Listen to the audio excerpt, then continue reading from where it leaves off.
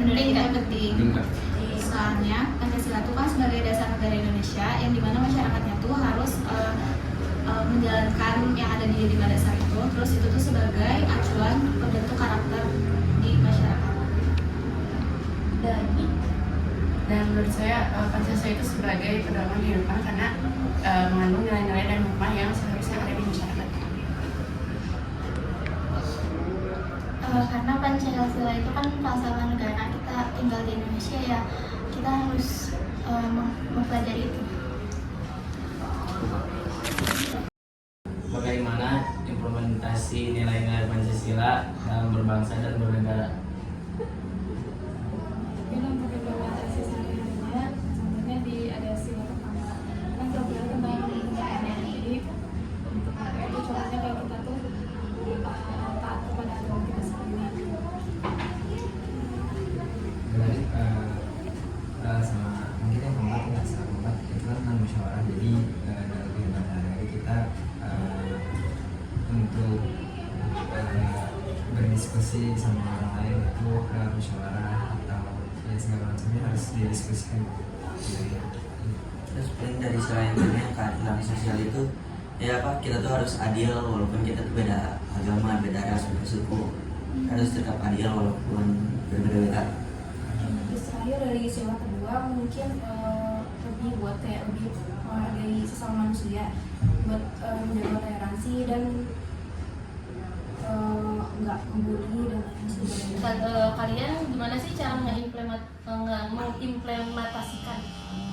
mengimplementasikan nilai-nilai Pancasila dalam kehidupan keluarga gitu? Ya, Dalam lingkup keluarga. dalam lingkupan keluarga, gimana sih cara kalian mengimplementasikan nilai-nilai Pancasila? Bergotong royong, misalnya membersihkan rumah bersama keluarga. Ya. Ada lagi yang mau nambahin? Nah, tentunya tentunya kan kita dari kecil tuh udah diajarin ya sama keluarga kita. Misal dari segi ibadah kita harus ya ibadah lah ya sesuai kepercayaan masing-masing.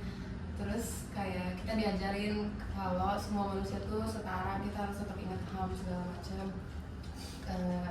Tentang persatuan juga kita harus selalu toleransi antara teman gitu-gitu. Kalau misalnya dalam sekolah, lingkungan sekolah, cara kalian mengimplementasikan nilai-nilai Pancasila ada menurut gimana? Tidak membeda-bedakan teman. Ada lagi yang mau nambahin? Paling aku ambil contoh dari sila kedua deh. Kan di lingkungan sekolah tuh pasti daerahnya berbeda-beda. Ada misal dari suku mana. Jadi kita harus benar-benar saling. Oh, 3 ya? Sila ketiga, ya. Soalnya kan ketiga kan suku. Kedua kan ketiga berarti.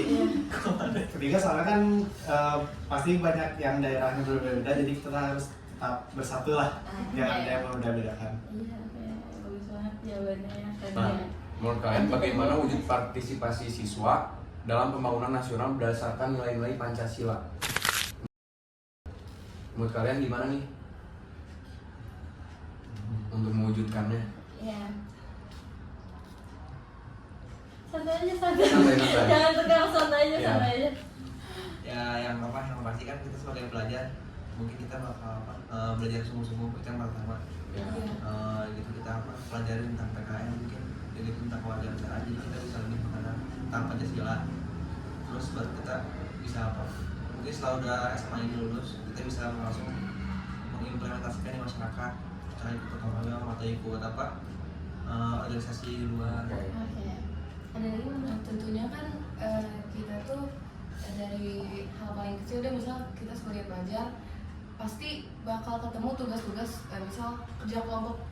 Pasti itu kita kan pendapatnya tuh berbeda-beda dan kita harus musyawarah segala macam, saling mendengarkan gitu. Ada yang mau nambahin lagi? Ada.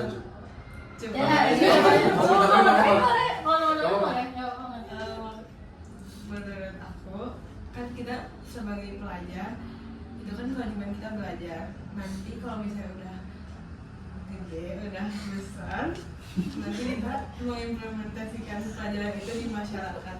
Oke. Iya, oke banget ya, jawabannya keren-keren banget ya. Menjaga toleransi antar suku. Saling membantu sesama manusia, terus menjaga persatuan juga. Terus menjaga ketertiban umum. Ikut diskusi dalam kelompok demi kebaikan, jadi biar satu suara.